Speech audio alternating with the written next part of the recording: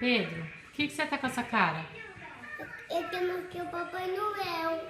Você quer o quê? Eu não vi o Papai Noel. Mas o Papai Noel não chega hoje. Ele vai chegar só amanhã.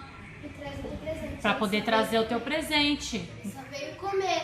Ali Ele só foi comer só o biscoito e o leite que vocês colocaram pra ele. Mas por que você tá com essa cara de bravo?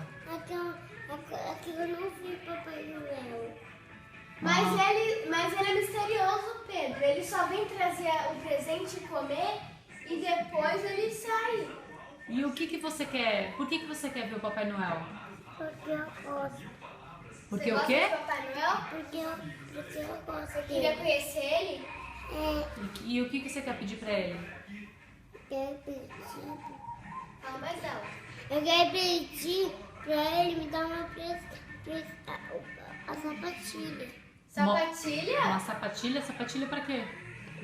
Sapatilha de menina. Eu quero falar pra ele pra me dar a sandália logo. Fala aqui na câmera pra ele. Fala assim, Papai Noel. Papai Eu Noel. quero. O que você quer? Eu vou colocar na internet e aí o Papai Noel vai te ver na internet. Fala, Então, faz um quero pedido pra ele. aquele chinelo lá do Ben 10, que aquele dia você tava pedindo.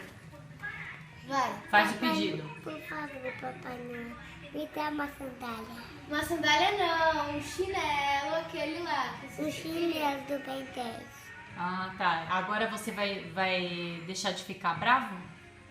Amanhã ele vai vir, tá? Aí quando ele vir, você vai ver. Agora você vai ficar feliz? Porque ele vai ver teu vídeo na internet? Vai? Então dá um sorriso pro Papai Noel. Aí. Manda um beijo pro Papai Noel.